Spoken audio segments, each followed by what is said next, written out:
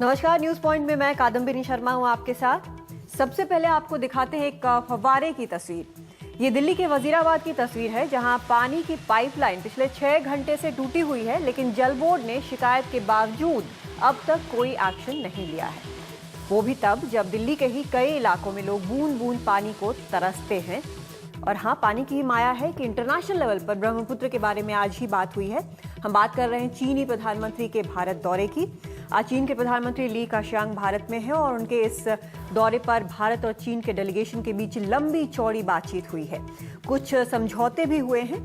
दिल्ली के हैदराबाद हाउस में दोनों प्रधानमंत्री साथ बैठे और एक एक कर इन समझौतों पर दस्तखत हुए। फिर दोनों प्रधानमंत्रियों ने बयान दिए।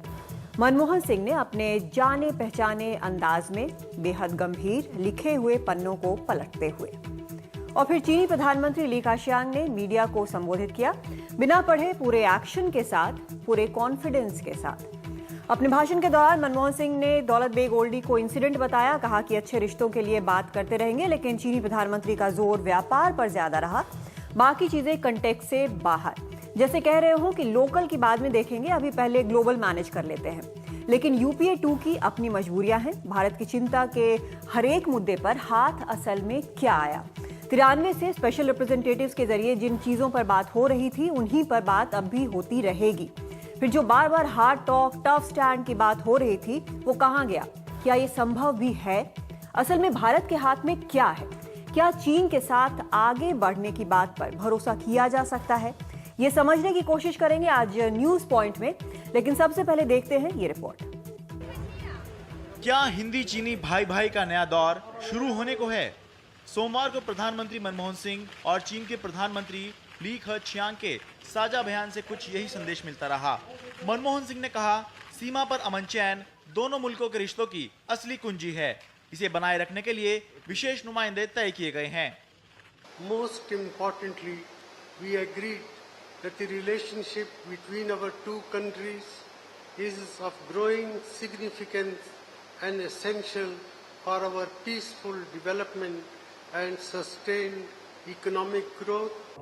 इस बातचीत की सबसे अच्छी बात यह रही कि दोनों प्रधानमंत्रियों ने किसी विवाद से मुंह नहीं मोड़ा और किसी विवाद पर अटके नहीं रहे। Both sides believe that with regard to the boundary question, one that is left over by history, the two sides have over time established the principles for settling this question, and in the meantime, we have worked together to maintain tranquility and peace in the border areas. इस मौके पर दोनों देशों के बीच 8 समझौतों पर दस्तखत भी हुए। एक समझौता कैलाश मानसरोवर यात्रा को लेकर, एक आर्थिक समूहों के तहत 3 वर्किंग ग्रुप बनाने पर, एक मीट मछली जैसे कारोबार में सहयोग बढ़ाने पर, एक करार शहरी विकास को लेकर, एक खेती में नई तकनीक की साझेदारी पर, एक समझौता चीनी और हिंदी की 25 किताबों के अनुवाद और प्रकाशन का हुआ, तो एक ब्रह्मपुत्र के बहाव की जानकारी बांटने का, और एक समझौता लोगों के बीच संवाद बढ़ाने का भी हुआ। दोनों प्रधानमंत्रियों ने बार बार यह दोहराया कि भारत और चीन दुनिया की सबसे बड़ी अर्थव्यवस्थाओं में से एक हैं और वे एशिया और दुनिया की अर्थव्यवस्था का इंजन बन सकते हैं। 会形成亚洲地区的新亮点，两国的共同发展会打造世界经济的新引擎。 इससे पहले चीनी प्रधानमंत्री का राष्ट्रपति भवन में स्वागत किया गया और उन्होंने राजघाट जाकर महात्मा गांधी को श्रद्धांजलि दी। दो अच्छे बिजनेसमैन कभी लड़ा नहीं करते, बल्कि वो बातचीत के जरिए आपसी विवादों को सुलझाने की कोशिश करते रहते हैं। भारत और चीन के संबंध में यही फॉर्मूला लागू होता है। महत्वाकांक्षा जब आर्थिक सुपर पावर बनने की हो तो सैनिकों को बैरक में ही रखना मुनासिब होता है। हालांकि एक दूसरी थ्योरी ये भी कहती है कि हम युद्ध की तैयारी के द्वारा ही शांति सुनिश्चित कर सकते हैं। नई दिल्ली में उमाशंकर सिंह, एनडीटीवी इंडिया। तो इस दौरे पर चर्चा करने के लिए हमारे साथ खास मेहमान हैं। यहाँ दिल्ली स्टूडियो में हमारे साथ प्रोफेसर अलका आचार्य हैं, एसोसिएट प्रोफेसर इंटरनेशनल रिलेशंस की जवाहरलाल विश्वविद्यालय में, जेएनयू में। हमारे साथ लेफ्टिनेंट जनरल बीएस मलिक हैं, पूर्व चीफ ऑफ स्टाफ हैं वेस्टर्न कमांड के। निर्मल पाठक हैं, पॉलिटिकल एडिटर हैं हिंदुस्तान के। और हमारे साथ जुड़ रहे हैं के शंकर वाजपेयी, पूर्व राजदूत हैं, पाकिस्तान में रहे हैं, चीन में रहे हैं और अमेरिका में भी रहे हैं। मीनाक्षी लेखी हमारे साथ जुड़ रही हैं, बीजेपी की प्रवक्ता हैं और इनसे चर्चा करेंगे कि आखिर इस सब से हाथ क्या लगा। सबसे पहले हम शंकर बाजपेयी साहब आपके पास आना चाहेंगे। आज आपने पूरा देखा होगा, जो स्टेटमेंट आए वो भी देखा होगा, जो बातचीत हो रही थी, जिस तरह से बॉडी लैंग्वेज था वो भी देखा होगा। एक बड़ा अजीब सा हमने देखा कि प्रधानमंत्री जो है वो काफी सीरियस, बिल्कुल बिना मुस्कुराए हुए, जबकि जो चीनी प्रधानमंत्री है वो मुस्कुराते हुए, एकदम हाथ के एक्शन, एनिमेशन, सब कुछ अलग था। यानी कि तुम्हारे इश्यूज बहुत बड़े नहीं है, इनको हम बाद में देख लेंगे, जैसा एक माहौल सा लगा। माफ कीजिए, कोई नई बात है। हमारे प्रधानमंत्री जी बहुत ही गंभीर और होशियार आदमी हैं। हम लोगों को अपने को लकी समझना चाहिए कि वो हैं हमारे चार्ज में, मगर वो मुस्कराते कभी नहीं हैं टीवी के सामने, तो इसमें कोई माने पड़ने की कोई बात नहीं है। जो ज़रूरी बातें हुई थी उसके बाबत आप पूछना चाहिए, तो मैं जवाब देने को तैयार हूँ। तो पूछिए क्या है। जी बिल्कुल, ये मैं जानना चाहती हूँ, क्या ऐसा लगा आपको कि कहीं ना कहीं जो हमारे इश्यूज हैं उसको ज़्यादा तरजीह नहीं दी गई? बिल्कुल नहीं लगा। गुस्ताखी माफ़ हो, मैं जानता भी हूँ क्योंकि कुछ मैं इधर उधर शामिल भी था, मगर मैं आपसे ये कहना चाहता हूँ कि हमारे देश में सबसे बड़ा दुश्मन हम ही हैं। हम बार बार कहते हैं कि हमारी सरकार ने काफ़ी ताकत नहीं दिखाई, या उसी की गालियाँ सुनाते हैं। ऐसा मौका हुआ है, हम लोग देख रहे हैं कि चीन के साथ झगड़ा है जो देप्सांग में हुआ, उससे और भी जाहिर है कि जितनी भी दोस्ती बनाने की कोशिश बड़ी सिंसियरली दोनों साइड करें, तब भी कुछ न कुछ गड़बड़ हो सकती है। इसलिए दोनों को होशियार रहना है, मगर सबसे ज़्यादा ज़रूरी बात है हमें आपस में इंडिया में मिल के कहना चाहिए, देखिए एक खतरे की गुंजाइश है तो मिल के इसकी क्या तैयारी करने। वो जो तू में चलती है डोमेस्टिक पॉलिटिक्स में, वो अगर जो आप फॉरेन पॉलिसी में एक्सटेंड करेंगे तो इस देश को बहुत मुश्किल पड़ेगी। जी ठीक है। जनरल मलिक साहब, जिस तरह से आज प्रधानमंत्री ने बोला कि एक इंसिडेंट हुआ और अभी तक हमें नहीं पता चला है कि आखिर किसी ने पूछा भी या नहीं पूछा कि दौलत बेग ओल्डी में क्या हुआ है, क्या इसको फिलहाल बैक बर्नर पर रखना या जिस तरह से उसको ट्रीट किया गया है इस दौरे में, वो आपको सही लगता है? कादम्बरी, मुझे लगता है कि चीन ने हमें उस अवस्था में जाके खड़ा कर दिया है कि हमारे पास में कोई विकल्प नहीं है। 1986 में जब चीन वांगडोंग के इलाके में आया था, मैं वहाँ पर ब्रिगेड कमांडर था, और पहली बार 1962 के पहली बार ऑपरेशन लेवल पे जो टॉक हुई थी, फ्लैग मीटिंग हुई थी चाइना और भारत की सेनाओं के बीच, वो मैंने भारत को लीड किया था उसमें। और तब जो हमारी अवस्था थी, जिस तरह से हमने मुस्तैदी से अपने आप पूरा हमारा जमावट किया और मोबिलाइजेशन किया, और उसके बाद में जब हमारी शक्ति का पता चाइनीज़ को लगा, और तब तिब्बत में उनकी ना रेल थी, ना रोड थी, ना पाइपलाइन थी, ना बाकी की सारी सहूलियतें जो अब हैं थी।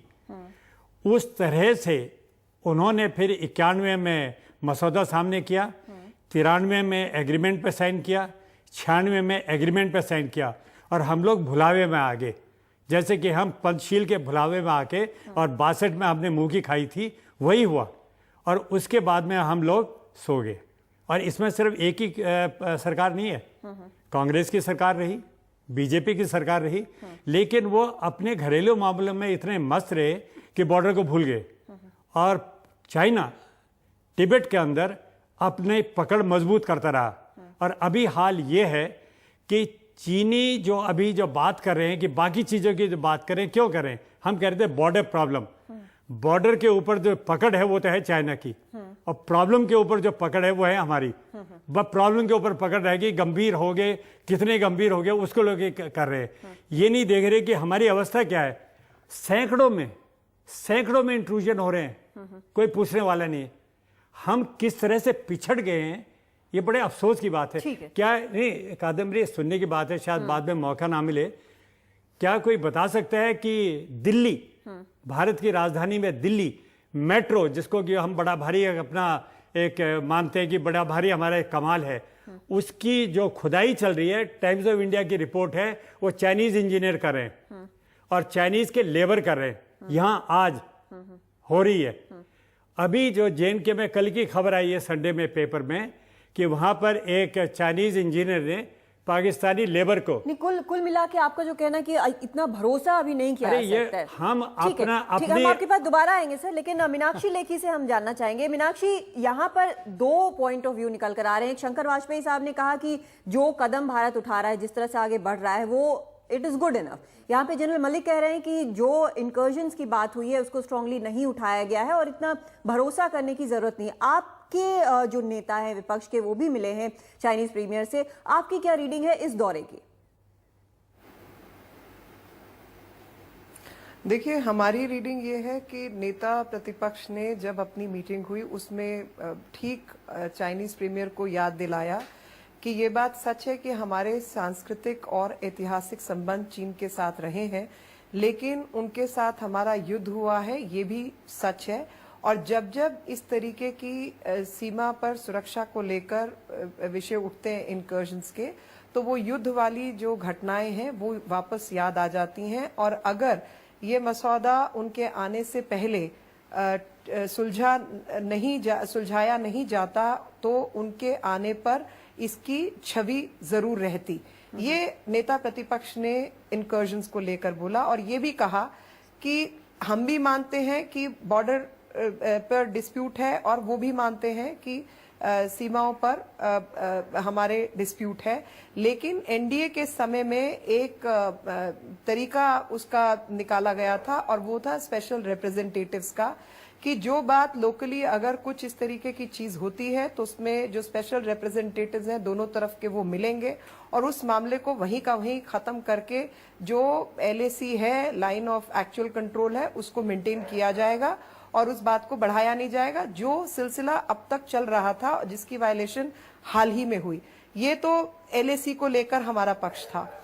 और दूसरा जो विषय उठा जो कि कल ही बात तय हुई, वो था व्यापार को लेकर कि ट्रेड डेफिसिट हिंदुस्तान और चीन के बीच में 1:3 के रेशो में है और इसके वजह से जो इम्बैलेंस है वो उनके हक में जाता है और जब तक उस इम्बैलेंस को बैलेंस नहीं किया जा सकता तब तक जो है हमें सोचना होगा कि जिस तरीके से आप भारत को बाजार के रूप में देखते हैं वैसे ही भारतीय कंपनियों को भी वही चीजें उपलब्ध होनी चाहिए और चीन का बाजार हमारे लिए उपलब्ध होना चाहिए। खास तौर पर जो विषय है फार्मास्यूटिकल्स का ले लो या आप कंप्यूटर में सॉफ्टवेयर का ले लें।